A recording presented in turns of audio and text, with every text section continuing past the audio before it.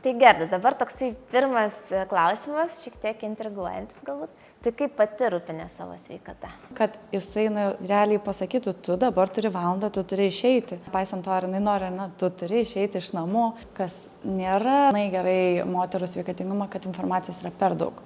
Pasiūlymų yra tiek daug, nuomonės formuotojų ir ypač moterų srityse yra tiek daug, kad visos skleidžia skirtingą informaciją ir mūsų pratimai pavyksta, pradedam kalbėti apie psichologiją ir ašarų pakalnę.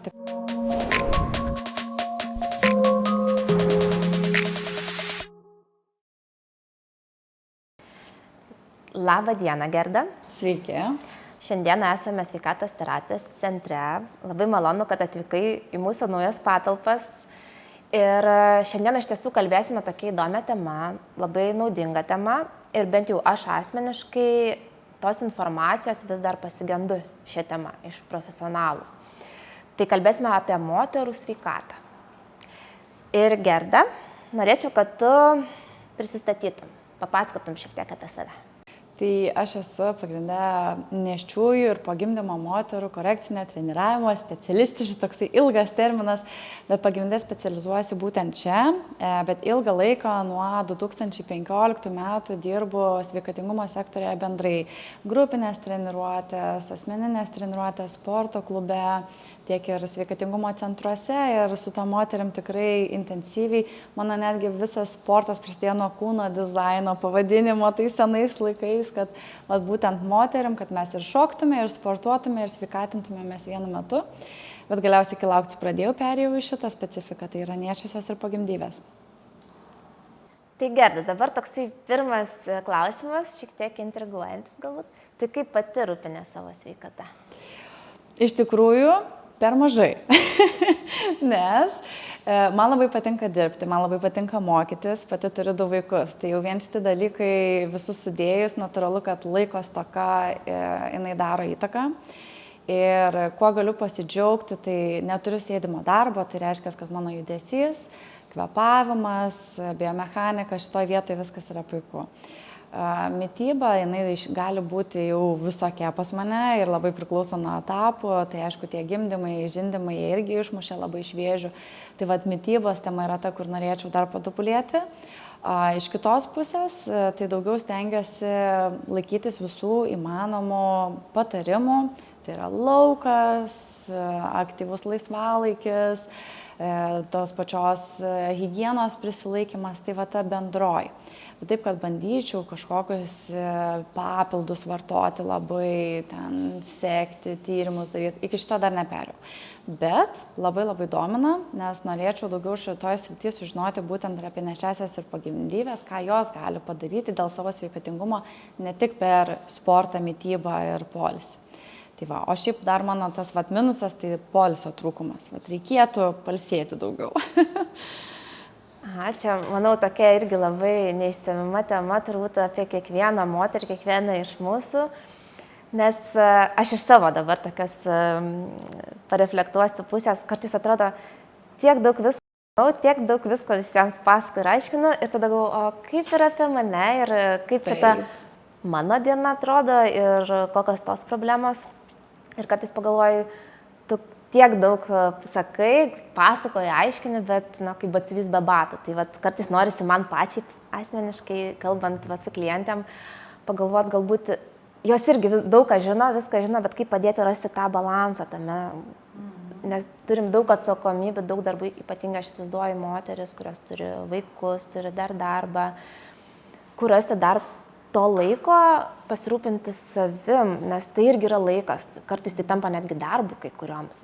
Ir kaip padaryti. Aš iš tikrųjų perėjau truputį dar kitą prizmę, tarkim su švietimu, kadangi vedu gimdymo seminarus poroms, tai labai daug akcentuoju santykiuose į vyrus požiūrį, kad moteris, jinai retai ras to rezervuaro savim pasirūpinti, dėl to, kad mes tiesiog esam kaip būtybės sutvertos sukurti tą židinį namuose ir pasirūpinti vaikais. Tai vad kalbant, kas turi vaikų, jos visada ieškos visko, ką gali vaikam geriausiai, namam viską nupirkti, nuplauti, išvalyti, pagaminti ir panašiai, bet jinai pati savo rezervuarą retai papildys, nebent jau ją kažkas labai motyvuos iš šono. Kas jos rezervuarą pildo, tai iš tikrųjų kiti žmonės. Tai yra tas palaikymas arba mama, arba draugė gali būti, arba tai yra vyras, kas tai dažniausiai būna. Tai aš į vyrus dažnai kreipiuosi, kad, tarkim, ypač po gimdyviniam laikotarpyje, tai jie turi perimti rūpestį, moterimi, kad jisai realiai pasakytų, tu dabar turi valandą, tu turi išeiti. Ir tiesiog tai pasako, nepaisant to, ar jinai nori, tu turi išeiti iš namų ir gali sportuoti, gali ten pasėdėti laukia kažką, tai, bet kartais mums reikia tiesiog pasakymo, tu turi sustoti ir turi kažką padaryti kitaip. Tai aš iš tikrųjų ir dar pati iš savo pusės, tai džiaugiuosi, šitam gyvenimo etape, dabar esu tikrai sumažinus krūvį. Ir aš turiu per savaitę netgi 2 laisvas dienas, per kurias aš būnu su vaikais, ten tvarkausi namus, aišku, kiti buities darbai, bet darbo dienų yra tik tai 5. Seniau aš dirbdavau kiekvieną dieną virš 12 valandų. Tai jau aš perinu tą etapą, jau pasiemu atostogų dažniau ir tiesiog jau pradedi mokytis, nes žinai, kad to reikia, jau ir mes ir su vyru tą aptarę esame. Bet vis tiek tai labai daug priklauso nuo santykio, su kuo tu esi aplinkoje.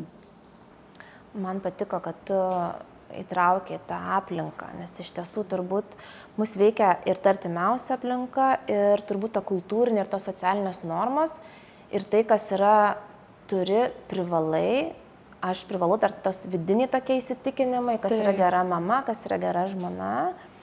Kaip tu manai, Lietuvoje tas visas kultūrinis aspektas ir moteris, požiūris į moters sveikatą, čia kalbu bendrai ir apie moteris jaunas, ir apie moteris, kurios turi vaikų, besilaukiančias ir menopauzės laikotarpiu. Kokia ta situacija Lietuvoje iš tos kultūrinės pusės, iš kur ateina pas mus tas aš privalau, aš turiu, nors kartais tas privalau, iš tiesų jisai kartais net nepadeda. Taip, ir nepadeda. Šiaip visa sveikatingumo situacija moterų klausimais jinai gerėja, paėmus bendroje sumoje su praeitim lyginant. Tai bendrai sveikatos klausimas gerėja, nes vis daugiau atsiranda pasiūlymų, galimybių, informacijos sklaida labai yra didelė apie tą patį ilgaamžiškumą, mitybą, sportą. Netgi dabar sportuoti yra normalu, jau žmonės tą daro, čia labiau eina klausimas ne ar tu sportuoji, bet kur tu sportuoji, jau tie klausimai keičiasi pa žmonės. Ir tas yra be galo gerai, jau žmonėms nereikia aiškinti, kad daržovės yra sveika, visi žino jau, kad yra daržovės sveika. Tai iš tos pusės yra gerai. Kas nėra turbūt pilnai gerai moterų sveikatingumą, kad informacijos yra per daug. Tų pačių procedūrų yra tiek daug, tų pasiūlymų yra tiek daug, nuomonės formuotojų ir ypač moterų srityse yra tiek daug, kad visos skleidžia skirtingą informaciją ir vienos gali eiti populiariai su Delfi antraštėm ir tai nebūtinai yra faktais įrodanti informacija, kuri yra naudinga, o kitos galbūt ir naudinga informacija, bet nepasiekia tiesiog didelės auditorijos ir dėl to būna tas informacija, ar man pasitikėti šitų žmogum ar šitų žmogum. Tai va čia jau atsiranda, man atrodo, daugeliui žmonių, ne tik moterų, bet informacijos atsirinkimo technika. Ar tu gebi ir ar moki atsirinkti informaciją. Ta netgi reikėtų mokyti mokyklose vaikus. Ne tai, kad neiti į Google ir nerašyti nieko tenais ir pačiam viską išmokti mintinai. Ne, kaip tik mums reikia rašyti Google ir gebėti atsirinkti informaciją, kuri yra teisinga, kuri yra neteisinga, kuri yra patvirtinta, kuri yra nepatvirtinta. Ir mokėti tas nuomonės pritaikyti tiek iš sveikatingumo pusės, tiek pagal save, nes mes esame visi individualūs ir visi unikalūs. Man galbūt vieni papildai tiks, bet jeigu aš jos parekomenduosiu viešai, galbūt kitai netiks. Tiesiog tie papildai turi vis tiek tą informaciją atsirinkti pagal save. Tai aišku, tas momentas, kad mes turime per didelį kiekį informacijos, jis gali sukelti stresą. O stresas, vėlgi, kaip žinome, tai yra tikrai labai didelė blogybė mūsų smegenims. Tai paėmus praeitį, moteris turėjo mažiau streso. Dėl to buvo sveikesnė psichinė gerovė. Dabar mūsų psichinė gerovė, sakyčiau, yra labiau sujaukta. Tai va šitoje vietoje mums daugiau reikia darbo. Taip, dabar moteris yra pasportavusios, jos turi namus gražius, jos turi galimybės ten pasimti geresnį siurblį ir ten lengvai susitvarkyti namus. Bet, va, tarkim, ir iš mano tų pačių klienčių, kiek aš turiu moterų atėjusių ne tik po gimdymo, bet ir tiesiog vyresnio amžiaus moteris, kur ten, tarkim, kalbam apie dubens dugną, šlapimo nelaikymą ir panašiai, ir net ir tas pats dubens dugnas, ne, visa labai plati tema.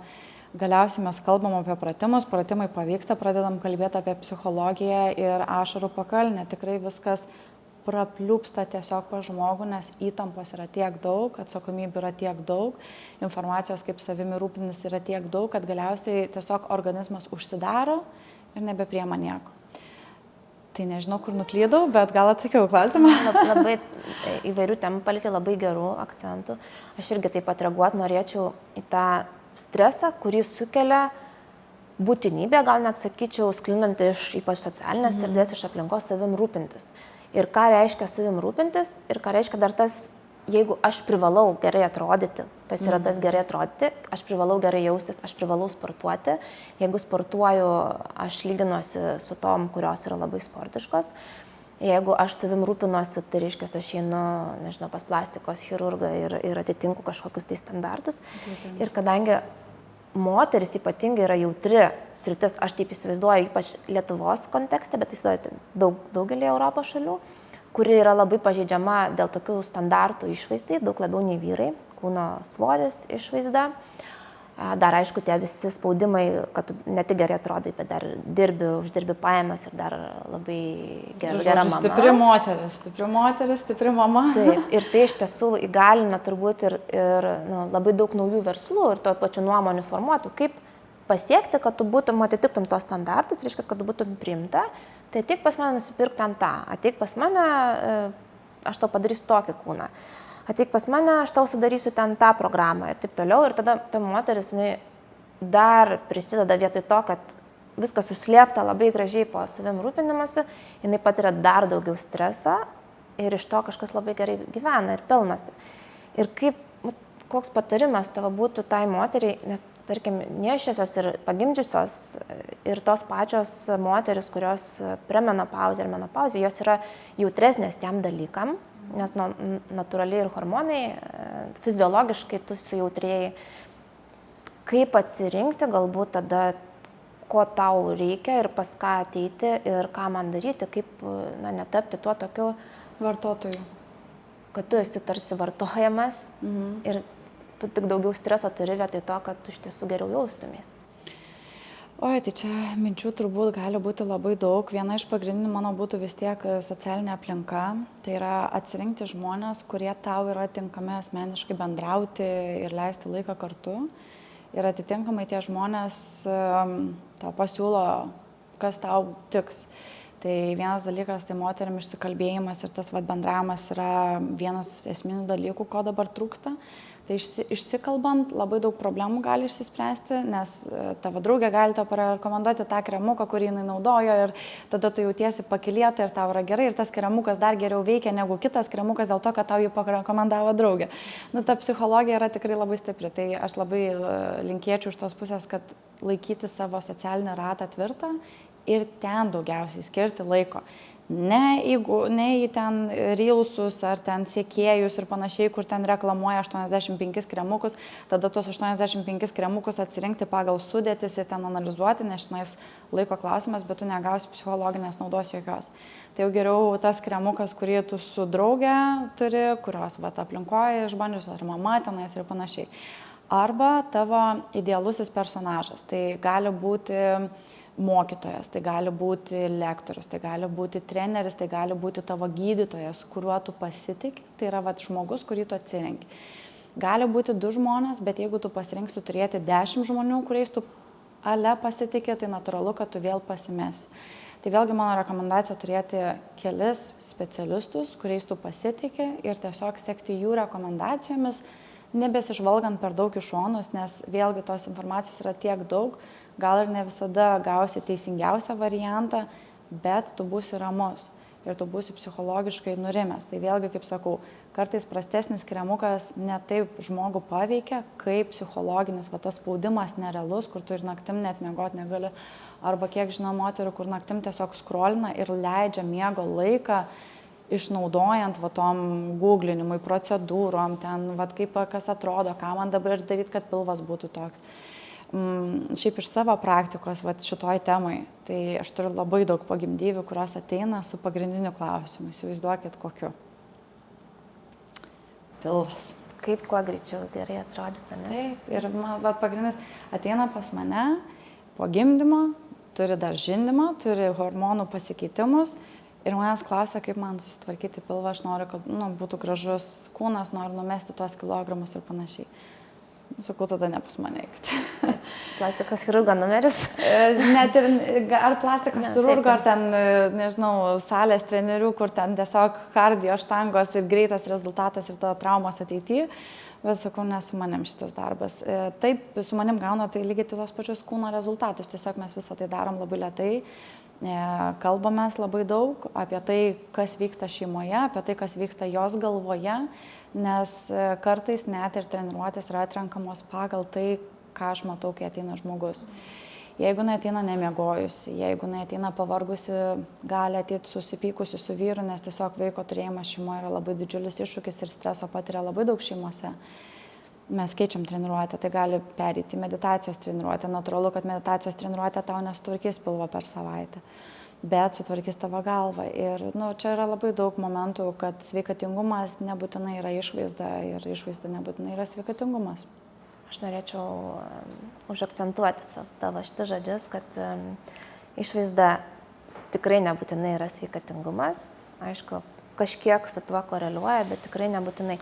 Ir galbūt ne tiek, kad išvaizda nekoreliuoja, bet standartai išvaizdos jie visiškai nekoreliuoja. Nes jeigu pažvelgtumėm turbūt į standartus moterį, kaip turi atrodyti, tai jie visiškai priešingai veikia, kas yra sveika moteris. Tas pats plokščias pilvas, moteriai fiziologiškai sveikai, jisai negali būti plokščias. Tos proporcijos, kurios yra idealizuojamos, jos negali būti sveikos moters, jis gali būti, bet labai retai ten. 0,5% populiacijos, kas greičiausiai nei man, nei tau, nei dar kažkam net netiks. KMI rėžiai nubrėžti, jie visiškai turi būti individualizuoti, atsižvelgiant tiek į žmogaus genetiką, tiek į kitus aspektus. Raumeninę struktūrą ir visus kitus. Tai labai noriu padėkoti už šitą momentą, kurį dažnai mes pamirštam. Ir tu šiek tiek jau ir atsakei, sekant į klausimą, bet dar vis dėlto norėčiau pasitikslinti, su kokiamis problemomis pas tave konkrečiai moteris dažniausiai kreipiasi. Gal galėtum keletą tokių įvardinti? Tai nėštukės tai pagrindė kreipiasi dėl vienas bendras klausimas, ar aš galiu judėti. Tai būna vienas iš tų pagrindinių klausimų, kai jie pradeda lauktis, tai didžiausias mitas ir klausimas, ar galiu judėti. Taip, galite judėti ir tam nereikia gydytojo sutikimo, tam, kad jūs vaikščiotumėt, nereikia gydytojo sutikimo, jūs galite gyventi įprastą gyvenimą, nebent yra kontraindikacijų. Kontraindikacijos gali būti kraujavimas, vėmimas, nenormalus galvos svaigimas ir pykinimas, labai stiprus savijautos pokyčiai, galbūt dar kažkokios kontraindikacijos odos, lietimo gali būti, pilvo skausmų gali būti. Tuomet tokiais atvejais, kada tai jau pasireiškia kaip į jūsų gyvenimo nenormą, tada jūs turite kreiptis į gydytoją ir jau stebėti, ką jūs galite daryti, ko negalite daryti. Įprastai didžioji dalis nėštumų yra sveikų, su įvairiausiais nukrypimais, bet sportuoti tai nėra toksai dalykas, kur turite gauti tam leidimą. Tai jūs galite visada visaip judėti ir tikrai didelė rekomendacija sportuoti nuo pat pradžių. Tada kiti klausimai būna, tai nugaros skausmai, tai irgi turbūt standartas, čia ne tik nėščiosiom, bet visom moterim, turbūt net ir vyram, dėl to, kad pas mus atsiradė labai daug sėdimo darbo. Ir aš mėgstu per grupinės treniruotės, kai jau daugiau naujokų susirenka, sakau, pakelkit ranką, kas dirba sėdimą darbą, tai 80%, 90% pakelia ranką, kad dirba sėdimą darbą. Ir tai yra daug valandų. Nežinau, ar žinot faktą, bet per dieną mums yra norma išsėdėti fiziologiškai 4 valandas. Per visą dieną. Mes važiuojam į darbą sėdim, mes sėdim tenais 8 valandas, mes valgom sėdėdami, mes dabar šnekam sėdėdamos, realiai aš netgi merginom siūlau, keiskit savo ofisus, keiskit visur vidų, kalbėkit su žmonėm. Per susitikimą atsitūpkit visi, patupėkit 10 minučių, pažaiskit žaidimą, atsakom į 5 klausimus tupėdami, tiesiog paprasti dalykai. Nes kai manęs klausia, kaip man padaryti, kad man nugaros neskaudėtų, 2 treniruotės nieko nepakeis. Diržas neščiosios pogimdyvės jis nieko nepakeis. Jis tiesiog sulėtins procesą arba sumažins simptomus, kurie vis tiek vyks organizme. Pakeis jūsų gyvenimo būdas, tai yra, kad jūs pradedat keisti ergonomiją, buities, namų, darbo. Kėdė tampa kamoliu, kėdė tampa tupėjimu, stovėjimu, pokalbiai tampa nesėdėjimu, bet ėjimu, tuo pačiu sėdėjimu ant žemės įvairiom pozom, nes tau pasidaro nepatogu, tu judi, dėl to, kad tau nepatogu ant žemės. Kėdėjime sėdėm jau patogiai, ir mūsų uodegikulis yra spaudžiamas. Tai va čia pagrindiniai mūsų momentai. Po to jau gimdymo klausimas, kaip pagimdyti, tai čia dar labai plati tema, tai mes ten kalbam apie pozas. O po gimdymo, tai va, kaip minėjau, tai kaip man sukudėti. Kaip man numesti pilvą, o specifiniai klausimai tai būna tarfetės gijimas, cezario pjūvio, rando reikaliukai, irgi laikysena, pečiai. Tai va, pagrindė šitie klausimai būna.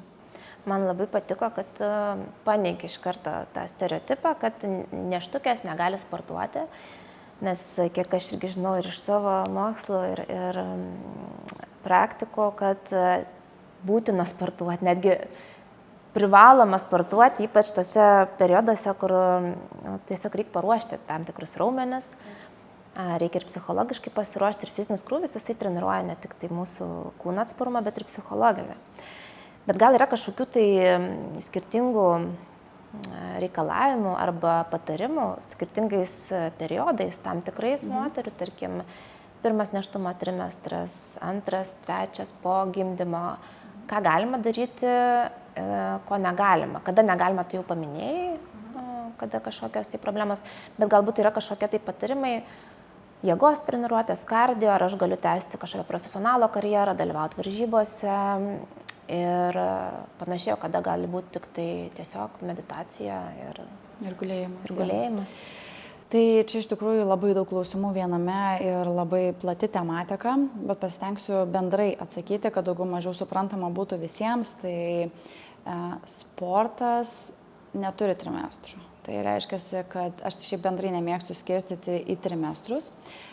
Nors faktas, kad mūsų kūnas keičiasi pagal trimestrus, kūdikio augimas yra pagal trimestrus, trimestrai labai yra reikalingi ginekologijoje, nes mes sekam vaisių, kaip kas vyksta, mes galim suprasti, kodėl savijauta yra vienokia ir kitokia. Su kuo susijęs su sportu, tai yra pirmam trimestre tave gali daugiau pykinti. Tai atitinkamai tu turi rinktis krūvį. Vienai gali tikti kardio treniruotės, kitai ne, bet aš negaliu sakyti, kad negalima daryti kardio treniruočių. Galima. Reikalinga širdžiai, reikalinga kraujagyslių sistemai, reikalinga tam pačiam vaisių deguonies pasisavinimui. Čia vat irgi didžiulis klausimas, iš kur vaisius gauna medžiagas visas? Iš placentos, iš mamos, iš kraujotakos, per ką kraujotaka teka, per deguonį. Tiek, kiek mes duodam deguonies, tiek mūsų organizmas geba valyti toksinus, pildyti medžiagas, atsinaujinti ir tą suteikti vaisiui tam pačiam. Ir vėlgi mūsų judesio biomechanika persideda į vaisiaus biomechaniką, tai yra koks bus vaikas. Jau dabar labai daug neuromokslininkų tyrimų yra, kad vaiko psichika ir fizinis kūnas formuojamas yra gimdoje, o ne tada ten, kai mes vedam pas kineziterapeutus.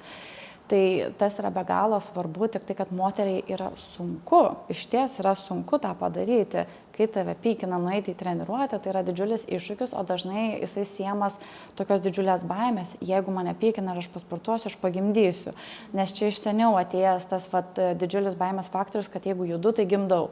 Tai taip nėra, nei viena nepagimdė vien dėl to, kad judėjo, nei viena nepersileido vien dėl to, kad judėjo. Persileidimas gali įvykti visiškai natūraliai ir tiesą sakant, čia yra dar viena labai opi ir uždaryta tema. Tai persileidimus turi beveik kas antra moteris ir tai visgi vyksta ir tai yra daugelio niuansų pokytis. Tai yra hormonė sistema, tai yra ką mes purškiam ant savęs, kokius mes chemikalus gaunam ir čia yra labiau įtaka persileidimam. Tai aš kaip sakau, jūs sportuotojai eikit, bet pagalvokit apie savo kvepalus, kurias naudojat, va čia tai jau mes turim save riboti su tais chemikalais. Antras trimestras yra drugeliai. Tai yra, kada jau vaisius yra įsitvirtinęs, vyksta augimo procesas ir truputį mažiau energijos reikalauja. Ir tuomet moteris pajunta tą energijos pliūpsnį, kad nori ir gali daug dalykų daryti. Ir čia vat klausimas, ką jinai darė pirmam trimestrė. Jeigu pirmam trimestrė jinai nusprendė bijoti ir nieko nedaryti, antram trimestrė jau sektinai ateina nugaros skausmai, dubens dugno problemos ar ten kažkokios kitos problemos. Tada jau natūralu, kad jinai kreipiasi tom problemom ir nori tvarkyti ir sportuoti. Tai vėlgi judesys yra labai paprastas antram trimestre, nėra kažkokio išskirtinumo, vėlgi ten tarkim klausimas, ar su dviračiu galima važiuoti. Vienintelis momentas tai, kad mūsų klubai jie po truputį nuo antro trimestro ypatingai jie sukasi į išorę ir rotuojasi į išorę, dėl to atsiranda ta lengva pingviniuko poza, bet vėlgi galėčiau čia kalbėti apie tai, kad visiškai iškrypti tai nėra normalu nėštumo metu ir kai nėščioji eina ir krypuoja, tai rodo biomechaninį sutrikimą, tai reiškia, kad raumenis nepalaiko, eina iš sąnarių ir labai savo kenkia. Žmogus nėščioji turi stabiliai judėti, nepaisant svorio centro pokyčių. Tai tam reikia ruoštis ir tam reikia sportuoti ir tam reikia atlikti įvairius balansinius pratimus, kurie nuolat jaučiasi skirtingai. Tai vat skirtumas su trimestrais, tai kad tas pats pratimas gali būti sunkesnis arba lengvesnis ir jaučiamas skirtingai kiekvienam trimestrė, nes svorio centro pokytis yra labai didelis, pėda deformuojasi, klubai sukas. Tai vat su dviračiu, pavyzdžiui, kodėl yra ta rekomendacija. Tai vienas dalykas, common sensas, tos nenukristi nuo dviračio, nespardyti savo pilvo, bet kliperiai, nežinau kaip lietuviškai, batai, kur įsistato į pedalus. Tai jeigu mes užsukam pėdas, tai jau mes savo biomechaniką truputį keičiam. Taip. Tai dėl to čia jau būtų jau tas faktas, kad nerekomenduojama su kliperiais nuo antro trimestro galo lipti ant dviračių. Nuo pirmo trimestro dar ne taip rekomendacija. Trečiam trimestrė rekomendacija klubo mobilumas. Kuo daugiau klubo mobilumo. Kam? Gimdymui. Pagrindė gimdymui tai yra, kad mes gebėtume ir su korpusu laisvai judėti, ir klubus plačiai daryti, dubens dugną treniruoti, tiek treniruoti tempimus, tiek atpaldavimus, kvėpavimus, ruošti gimdymui, pilvo sieną. Ir momentai, kada yra tie X užbraukti pratimai, tai yra testavimas. Tai vėlgi gali būti, kad, tarkim, tu besilaukiant galėtum daryti pilvo preso pratimus iki pat nėštumo galo, pilnai ir šoninius, ir šoninės lentas, ir priekinės lentas, ir atsilenkimus, o kita negalės jau nuo antro trimestro. Tai dėl to aš negaliu pasakyti, kad nuo tada ar tada nebegalima kažko daryti. Tai vėlgi priklauso nuo pilvo diastazės, tai yra pilvo raumenų atsiskirimas, ar tu jį turi ar neturi. Jeigu turi, vienokius pratimus taikom, jeigu neturi, kitokie pratimai yra taikomi. Tai viskas ruošimasis gimdymui, tam maratonui. Ir netgi noriu vis paminėti pokalbiuose, tai kad mokslininkai sulygino gimdymą su maratonu moters. Ir čia yra be galo įdomus tyrimas, nes hormoninė sistema labai panašiai veikia ir mes turim labai panašius rezultatus su tuo, kaip raumenys, kaulai ir centrinė nervų sistema reaguoja. Tik tai skirtumas, kad maratonas trunka vos kelias valandas, o gimdymas gali ir kelias dienas trukti. Ir su maratonu moteris ruošiasi, su mityba, su treneriais, su priežiūra, kai savaitę griežtas sporto režimas ir panašiai. O nėštukės, iš standartinės formos, tai dažniausiai nuo trečio trimestro ateina sportuoti, tada, kada dekretą gauna. Labai patiko tas toks sulyginimas geras. Norėsiu paskaityti netgi tą tyrimą. Su maratonu aš jau esu pagimdžius turbūt labai daug kartų. Jeigu taip lyginant, kiek maratoną nubėgus. Ja. Nebebaisu. Tai kas bėga maratonus, tai sakau, tu bėgai maratoną, tai žiūrėk. Viskas čia aišku, nebijok. Blogiau jau tikrai nebus. Kaip? Bus, bet įsivaizduoju, kad maratonas kart 10. Kaip ultra geras. Ultra geras maratonas. Tai aš tiesiog šitas maratono bėgimas tai yra labai geras pavyzdys tom, kurios bėgo, kad suprastų, kas bus, o tos, kurios nebėgo, kad suprastų, kam ruoštis, kad čia nėra taip, kad aš atsiguliu ir išperdžiau viską. Tai vėlgi tai yra labai daug jėgos, labai daug kvėpavimo, ištvermė yra nenormali gimdymo metu. Ir va čia ir yra man tas, kur tiesiog išsprogdina smegenis, kai ateina nėščioji sveika, be jokių komplikacijų, ir jis sako, man gydytoja tiesiog rekomendavo nesportuoti pirmą trimestrą, o šiaip tai lankyti mankšteles. Sakau, o kodėl? Nu, nes laukęs. O kodėl? Tai, kad nepersileiščiau. Ar turi kontraindikacijų? Ne, neturiu. Ir va čia man būna tas, kur tu bėgsi maratoną, tu gimdysi galimai 20 valandų, kur reikės tau judėti, vaikščioti, kvėpuoti, daryti pratimus įvairius. Galiausiai ant pačio galo pervargus tau reikės daug jėgos, nenormalios jėgos, kur nežinau, ar iš viso aš nesu patyrus kultūrizmo, bet net kultūrizme turbūt tos jėgos tokios nėra kaip gimdyvė, kuris stumia vaiką. Tai man tada čia tiesiog nesueina galai, kaip gali suteikti tokią rekomendaciją. Čia dar turbūt kita tema apie pačius specialistus. Ir kaip yra kartais svarbu kelių specialistų nuomonės turėti, o ne tik dviejų.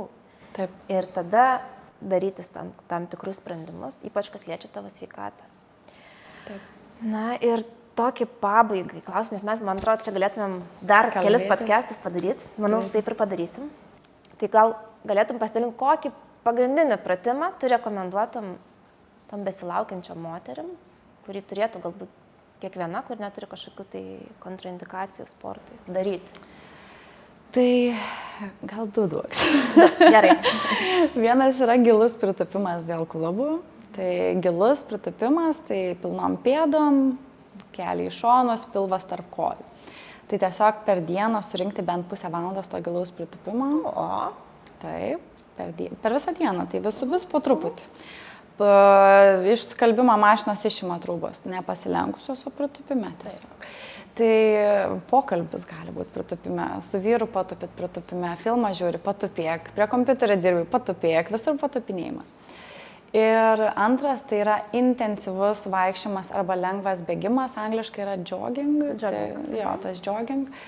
Tai vėlgi, jeigu nėra kažkokio kontraindikacijų, kažkokio pakitimų, tai čia yra lengviausias, kur yra lengviausia visom pasakyti. Pratimų tai yra daug, kurie yra labai geri ir kuriuos galėčiau rekomenduoti ir čia treniruotę visą pravesti. Ir faktas, kad juos visus yra gerai įtraukti tiek dėl nugaros, tiek dėl pasiruošimo. Tai jogging dėl kvėpavimo, tai yra, kad kvėpavimo sistema būtų intensyvioj fazėje, gal net daugiau negu 140 pulsas, jeigu širdis patempia tokį krūvį. Ir greito ėjimo, arba kitaip tariant, lengvo bėgimo metu, tai ir dubens dugnas, ir pilvo siena, ir pečių juosta, ir visa biomechanika mūsų gan intensyviai juda ir dirba. Tada mes įtraukiam visą kūną, širdį, valom protą, nes tą turim daryti greičiausiai lauke. Nerekomenduoju ant takelio, nepatinka man plasmasinis bėgimas, yra labai daug vietų lauke, kur ir žiemą, ir vasarą galima bėgioti. Tai per dieną surinkti 20-30 minučių to intensyvaus ėjimo. Labai tokie geri, žemiški, suprantami patarimai. Manau, ne tik nėštukėms, bet turbūt ir moterims vyresnio amžiaus tinka ir jaunoms merginams. Tai Gerda, ačiū tau labai už įdomų pokalbį, tikrai labai įdomu pasiklausyti, daug tokių, netgi sakyčiau, įdomių dalykų ir aš sužinojau. Aš tai norėčiau ir tave pakviesti, ir visas moteris, kurios grįžta į motinystę, galbūt ateina arba po gimdymo, arba ruošiasi galbūt tam tokiam periodui, planuoja apsilankyti sveikatos terapijos centro procedūrose, kur tikrai padėsim ir atsipalaiduoti, ir atsigauti, ir to pačiu pagerinti tas kūno formas, nesukeliant dar daugiau streso, apie ką mes kalbėjome. O tave tai norėsiu pakviesti išbandyti hiperbarinę deguonies terapiją, kuri prisotina mūsų audinius tiek kūno, raumeninę, tiek ir mūsų smegenis, padeda atsipalaiduoti, prisotina deguonimi, na ir aišku, veikia mūsų visas sistemas teigiamai. Tai nuo prevencijos ligoms iki atsistatymo, jau turint kažkokių problemų, ir iki to ilgamžiškumo didinimo. Ir taip pat šviesos terapija, preso terapija, šalčio terapija, tai viską pabandysi, įvertinsi ir bus labai įdomi tavo nuomonė. Labai fainai, ačiū Jums. Ačiū, tai keliaujam tada. neriam į vonę. Čia galima ir išskirstyti. Jo, Dar, sakiau, galėsim. nepaminėjau dalyko, kad vaikščiojimas nėra sportas, daug nėščių ir po gimdyvių traktuoja, kad, sakau, ką sportuoja, aš vaikštų. Na jo, kokiu pulsu vaikštai. Aš taip visą laiką klausiu, kokiu pulsu ir vaikščiok taip, kad tau būtų sunku sakinį. Neuždusus pasakyti ir tada kažkaip, tai čia vaikščiojimas yra reikalų. Tada ten, žinai, kalniukai, laiptukai, bet jeigu tu vaikštai, šiaip gerai ir šiaip pasivaikščiot, nukrauni stresą. Taip, aš kaip sakau, šitas dalykas yra gerai, mes turim tą kiekvieną dieną daryti, nes mes ir dantis turim valyti kiekvieną dieną, mes vandens turim atsigerti ir pasivaikščiot turim kiekvieną dieną, bet tai nėra sportas. Taip, tai yra higiena tiesiog. Kūno higiena, bet ne.